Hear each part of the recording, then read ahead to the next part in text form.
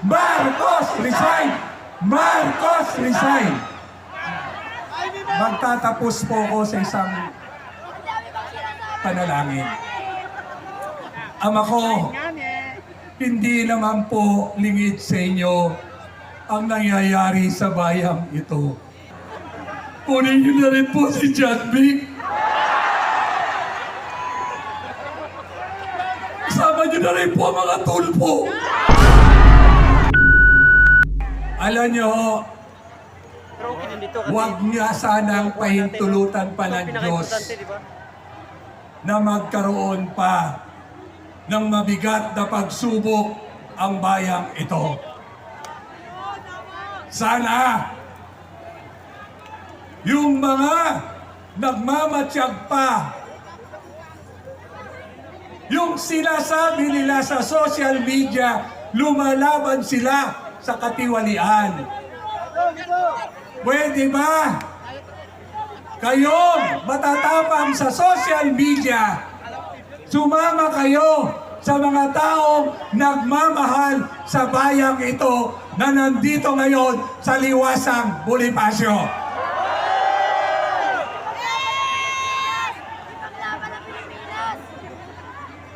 Kayong nakikinabang sa administrasyong ito, mahiya naman kayo. Marami ho pong kaibigan na naglilingkod sa Armed Forces of the Philippines. Sila po hiyang-hiya na rin. Hiyang-hiya na sa pinaggagawa ni General Browner. Hiyang-hiya na sila sa kawalang hiyaan ng supposed to be sila ang magtatanggol at maglilingkod sa taong bayan. Pero ano ang ginagawa nila?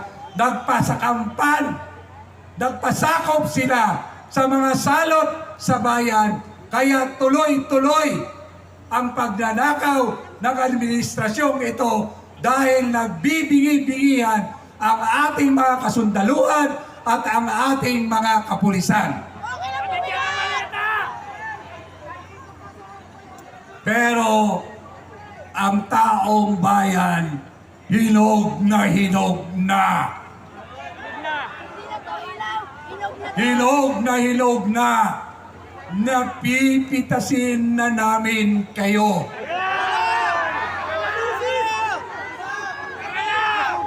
Pipitasin ba natin o pipigain natin?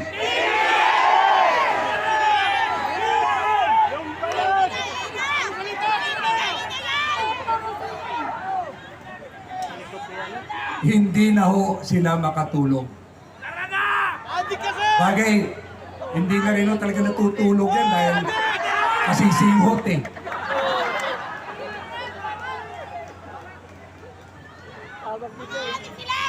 Maraming salamat sa inyo dahil marami hong nagising at tatayo at sasama sa atin. Kaya po, naniniwala ako na isang-isa na lang maniningil na tayo. Maniningil na ba tayo?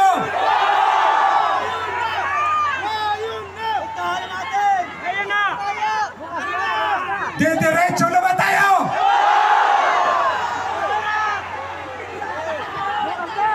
Wala lang atrasan tao!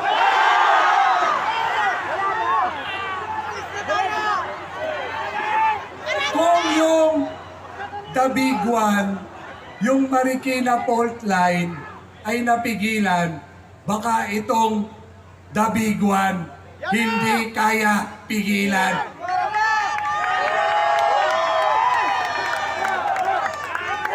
Kailan Zona?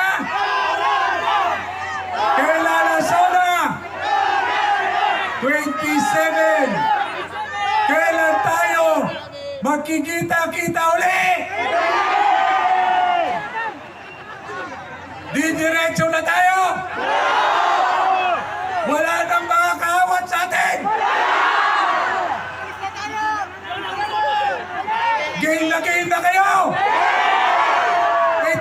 game na game na ba kayo? Ito sa dulo, game na game na ba kayo?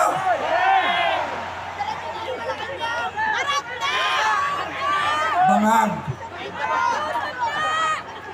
Bangag, alam ko, nagmamatsyag ka. Ngayon pa lang, doblehin mo na ang katitira mo para hindi ka na magising.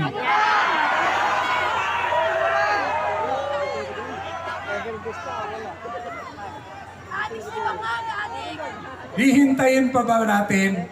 May pag-asa ba na magagampanan nila ang impeachment? Naniniwala ba kayo na magiging parehas ang kalalabasan ng impeachment? Iniisa-isa na nga ang mga senador na tapat sa tao at tapat sa bayan.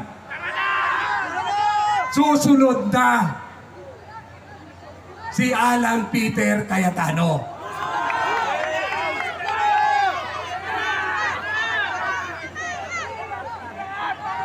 Hahayaan ba natin yon? Hahayaan ba natin na sapitin ng ating kaibigan, matatag ang paninindigan ni Senador Marcoleta na masusundan pa para sa hustisya ni Senador Marcoleta? Magsama-sama na tayo, pigilan na natin ang kasamaan ng administrasyong ito. Marcos resign! Marcos resign! Marcos resign! Marcos resign! Marcos resign! Magtatapos po ko sa isang panalangin. Ama ko, hindi naman po lingid sa inyo ang nangyayari sa bayang ito. Kunin niyo na rin po si John Vic. Sama niyo na rin po ang mga tulpo. Sama mo na si Ping! Ama, Sama mo na si Ping! bigyan mo lang pagkakataon yung matakaw na speaker Romualdez. Baka ho, pag hinipo nyo to magsalita at ituro ang pinsan niya na ang mastermind ng kawalang-yaang ito, walang iba kung hindi yung mag-asawang BBM. Parang awa nyo na po.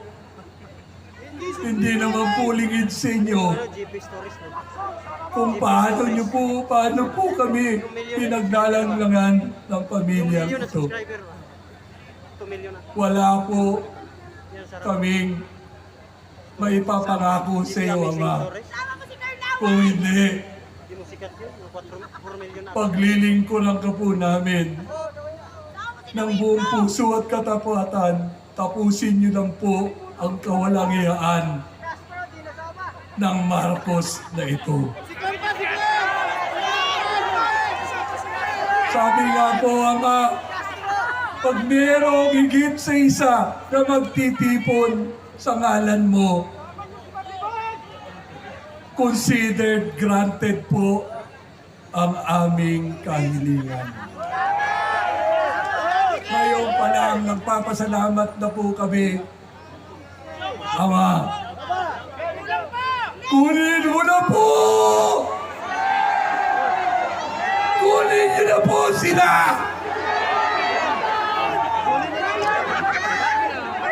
Yan po ang sigaw ng sambayanang Pilipino.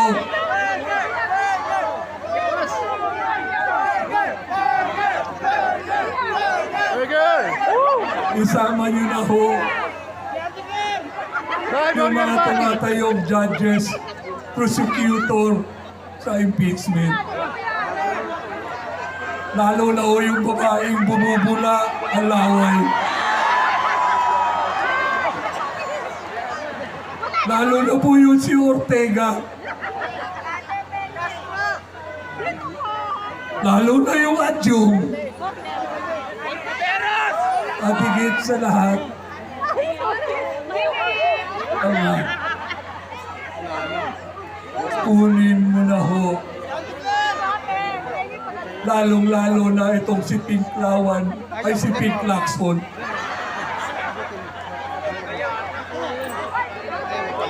Kunin mo na po si Nama!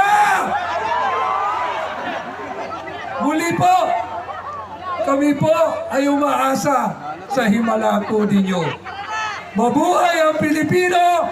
Mabuhay ang mga lumalaban sa katiwalian!